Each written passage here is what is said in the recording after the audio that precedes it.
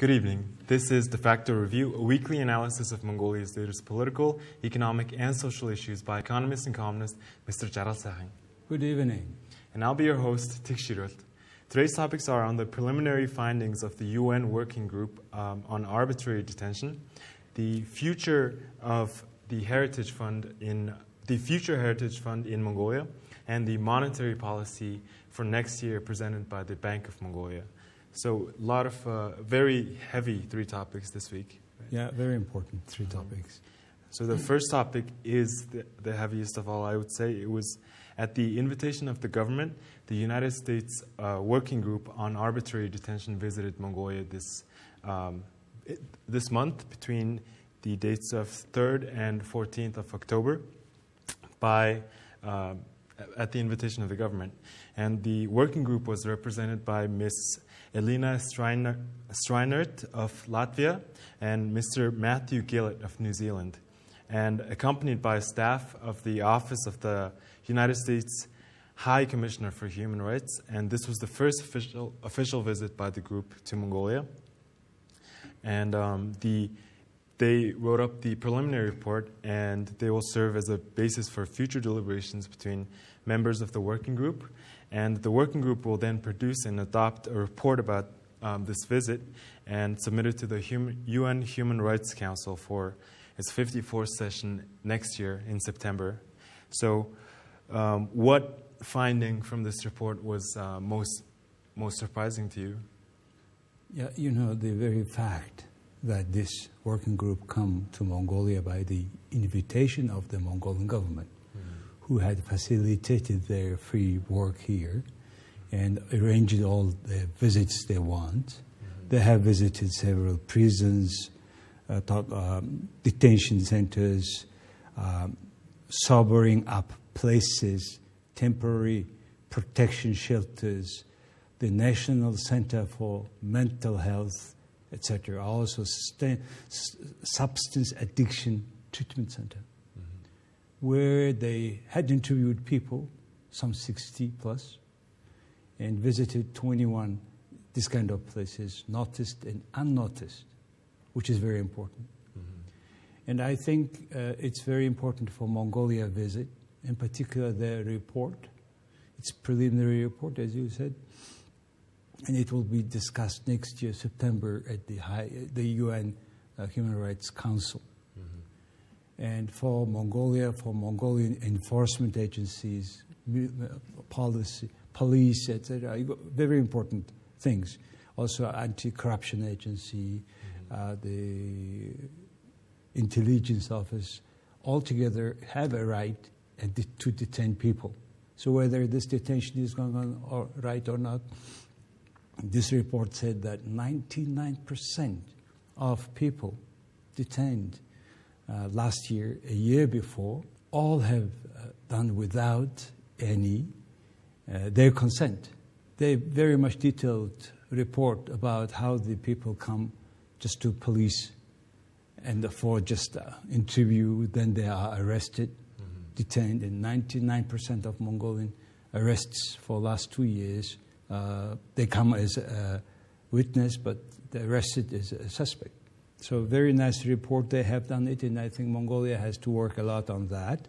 So the majority of arrests in Mongolia were made without warrants from... 99%. So that means no... Very alarming signal to Mongolians, ordinary people, that how it is happening in democratic Mongolia. So that's why they made lots of details in how to prevent some of them, the report says. Importantly, the report first says about the National Human Rights Commission of Mongolia, NHRC. This one is established by a special designated law in 2000 with 3 commissioners. And in 2020, it was amended, this law, because it was a previous recommendations of the Human Rights Commission of the UN. And they have extended. Now we have 7 commissioners. But they have inadequate financing, according to this in order to be really free from other power, they should have be financed properly.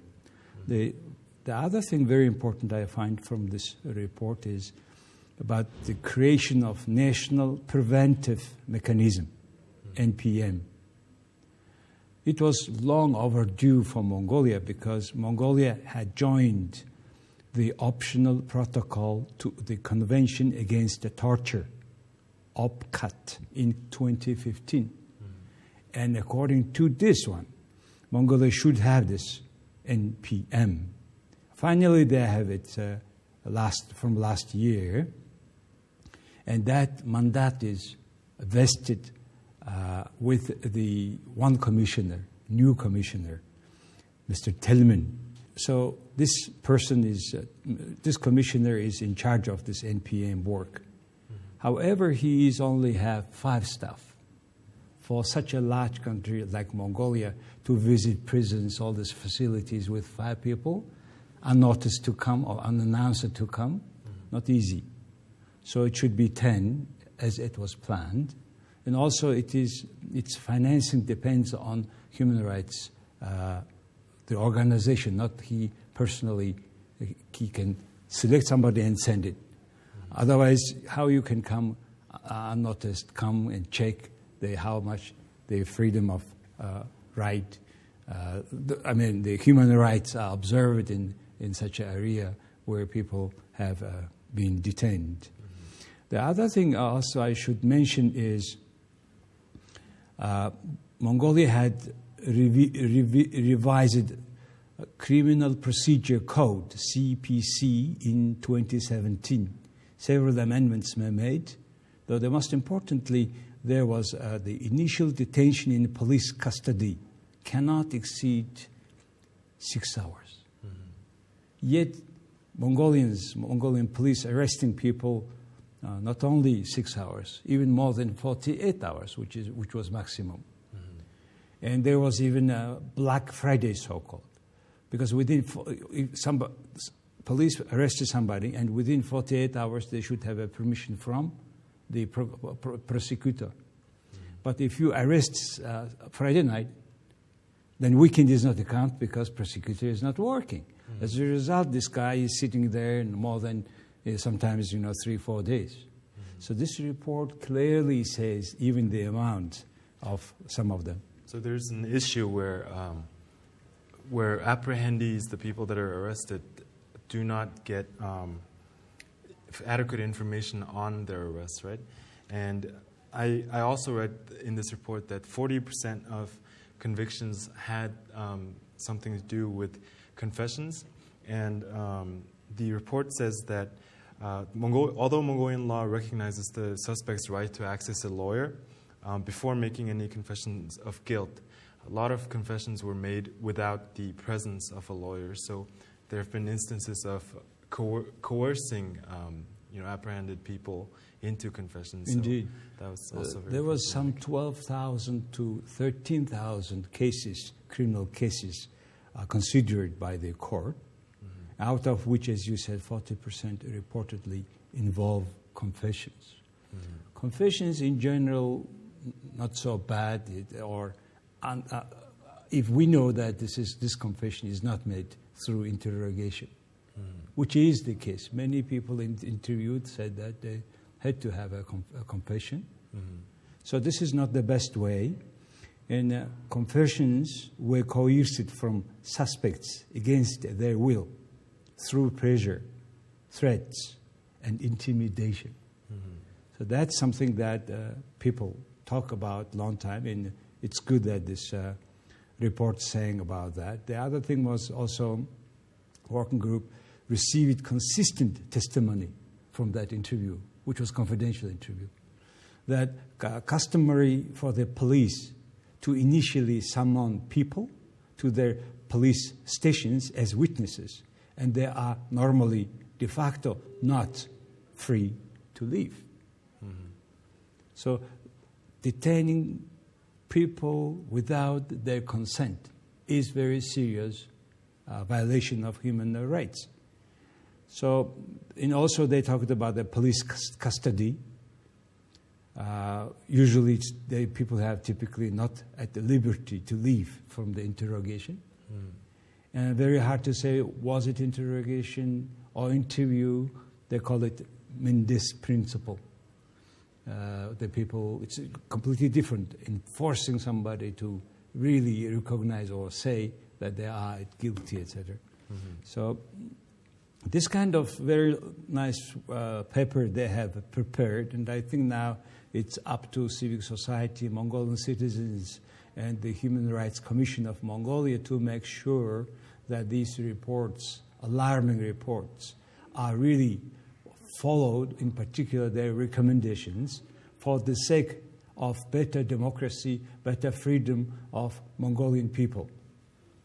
So what happens when the full report is released next year? So when they discuss the issue at next year's... By that time, next year, Council. I think now we have about 1 year, and during this time, Mongolia is to correct mistakes and follow these reports. For example, in prisons, people are, for example, very much, they have some prize, they call it prize days, bonus days. If you follow well, then cut a day from your, depending on which, or they add to your terms to serves, to the terms that are sitting there. But they are not formalized, so it's very arbitrary whether they will increase or decrease that bonus days. So it just depends on basically the prison warden, so there's no regulation on it. Yes, no regulations, and it's very arbitrary by these guards. For example, the report says that in front of each cell there is a line dividing corridor in them, and it's about just 1 meter from the wall.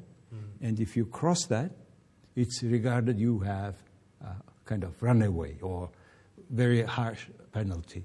So you can just make small mistake and you either step on that line or over the line. You have either the bonus day minus or plus.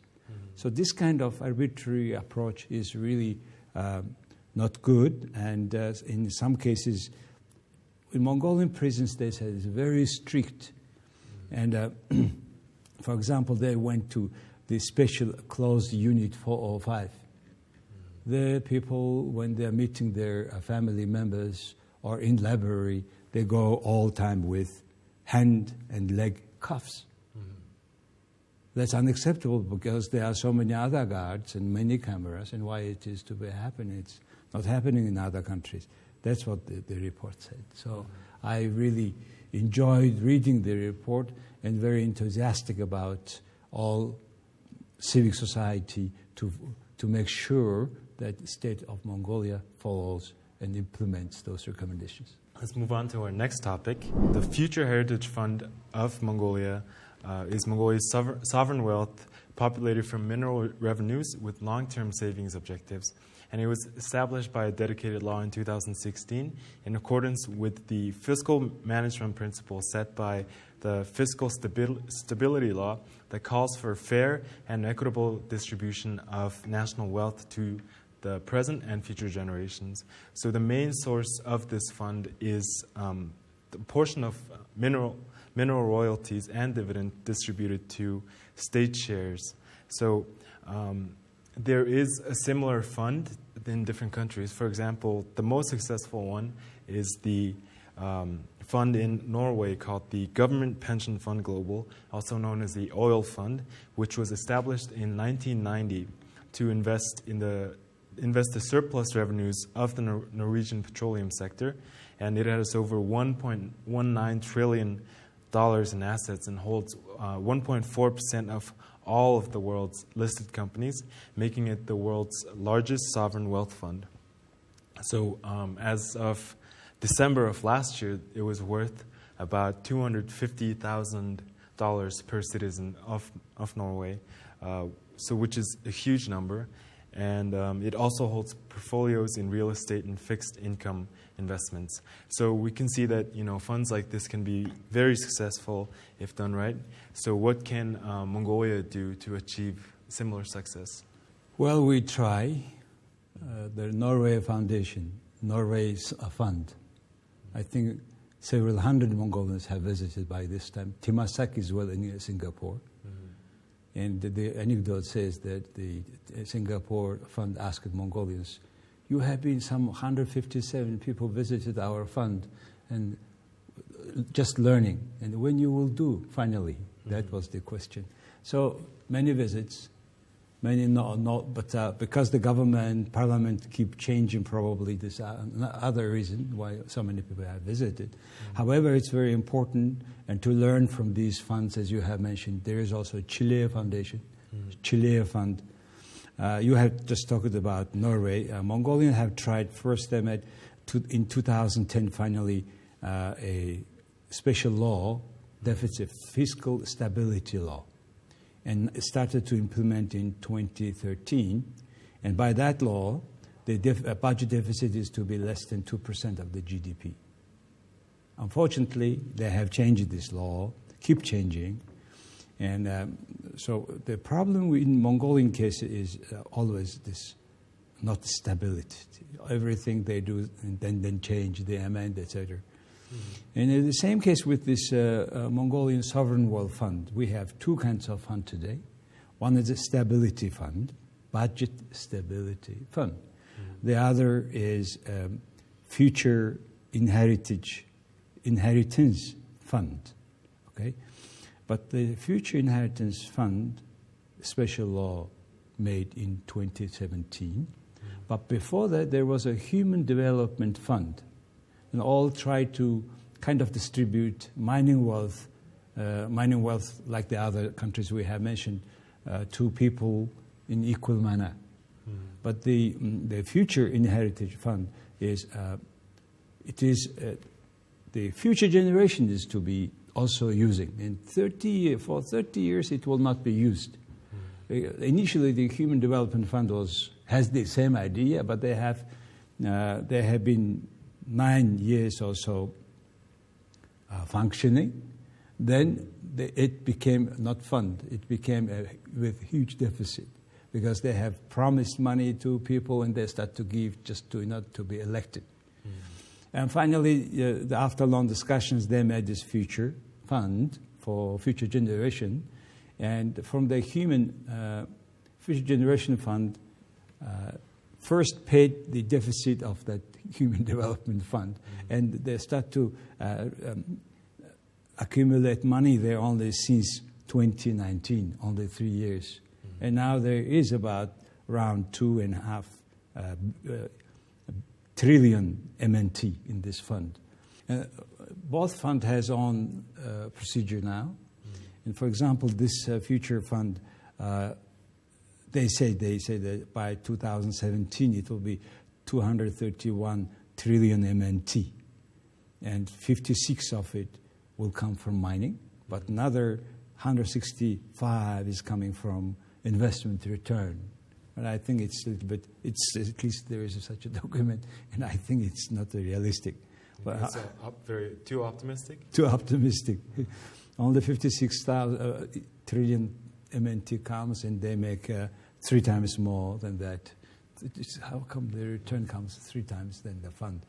But however, what is realistic is once we started to implement this law, the people should make sure that another parliament comes and not amend that law and started to use the other money. We are almost in a very difficult situation now, and we will talk about that under our third topic. So the third topic actually is the monetary policy for next year. So the Bank of Mongolia presented its monetary policy to Parliament, and within the framework of approving the policy, a public forum was held regarding the main direction of the government's monetary policy for next year. The governor of the Bank of Mongolia, Mr. Tlaugsurung, highlighted that Mongolia's economy is affected by unfavorable external conditions, but economic growth is expected to reach 3% at the end of this year and 4 to 5% next year in his speech during the discussion. So the major objective for next year's monetary policy seems to be getting ahead of inflation or getting down to single-digit inflation. So do you think the monetary policy for next year supports this, and do you think it's realistic to reach single-digit inflation? Well, that's only guess. Mm-hmm. Because now the inflation is around 16%, mm-hmm. and the Mongol Bank is estimating it will be under 8%, for example. Mm-hmm. So that's like less than half or more than half. Yes, and how realistic is this? According to some parliament members, this is not realistic because we have a huge budget with mm-hmm. deficit, with also another 5% deficit, GDP equivalent deficit, and 20 trillion MNT tax revenue is almost 40% of GDP, which says Mongolian government it's like a small body with huge head. So how much this body can carry that head is another issue. And within these circumstances, it's very hard to implement monetary policy for next year. And because the government is all-time extending, they keep central bank very much dependent on the government through some work like, for example, this mortgage loan, which was supposedly long time ago to be in the balance of the government because it's a budgetary work, it's social work, and why it should be in the balance of Mongol Bank, which is still there, and Mongol Bank is still planning to continue. You know, they are threatening Mongol Bank governor almost. If they will not do it, he will be fired. Almost like this is his situation now. And first, huge government should cut it. It means, in particular, the budget should be without deficit. That's what the many parliament members, a few parliament members demand, because the parliament now 85% belongs to one political party. The other thing is we will have a huge difficulty with payment balance next year. In 2023, there will be total 1.5 billion USD dollar bonds. Development Bank Samurai bond and the other two bonds of the government are to be paid. But yet our foreign currency reserve is only 2.5 million today, billion US dollar today, which covers only 2.5 months of our import. So this is not enough, and yet there is also Mongol Bank own debt to China swap, so-called 2.5 billion US dollar. If they are not extending their term for the third times, our leaders go to China and begging, please extend that. And it looks like they will extend again. Soon the president is going to visit China. So if they will not extend, Mongolia have even additional burden on that. So within these circumstances, it's very hard to have the inflation under one digit. And within these circumstances, also to have Tugrik rate with US dollar 3,600 plus. So Mongol Bank challenge is huge. And this, with the current today's payment balance, and in particular next year when all this bonds payment due, then it's very hard to keep also Tugrik rate in this level. Because, only hope that government has is we will increase export of coal and copper. That's what they're banking on, right? They seem like that they're very convinced that it's going to happen. That's both sides, and the central bank was also optimistic about that. They will buy from the people some 20 to 22 tons of gold next year, Every year around this amount, Mongol Bank is buying from gold producers at the international price, London price. So people give them, and only 2.5% royalty they pay. Once they increased that royalty to 5%, then half of the gold had disappeared. It means how much we are losing through borders, through the illegal way, many gold. So they put back 2.5% on the royalty. So Mongol Bank is hoping that. The other thing is now central bank policy rate is 12%. Now central bank policy rate is at the level of 12%. Cannot go up, because if they go up, there will be no loan.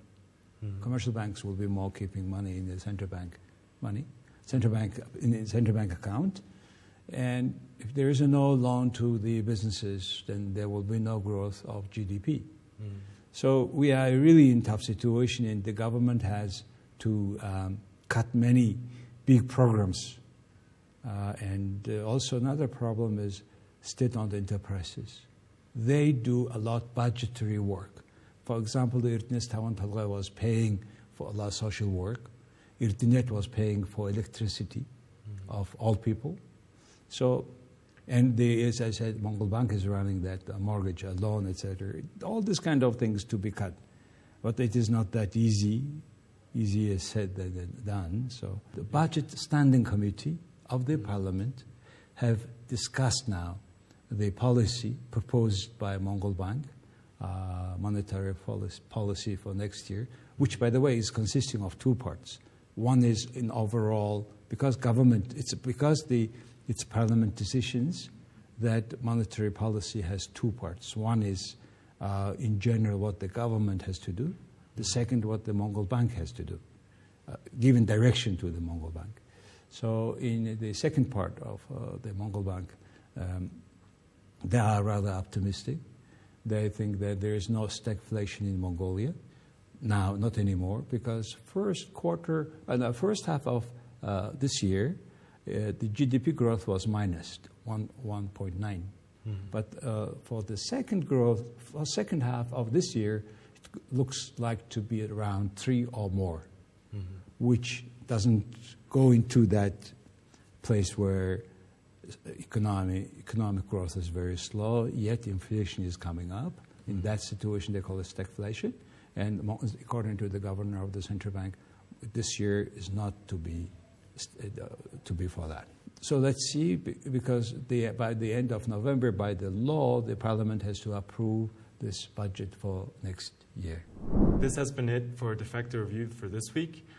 The Defacto Review is a weekly analysis of Mongolia's latest political, economic, and social issues by economist and columnist Mr. D.Jargalsaikhan. Thank you very much for watching us. See you next week.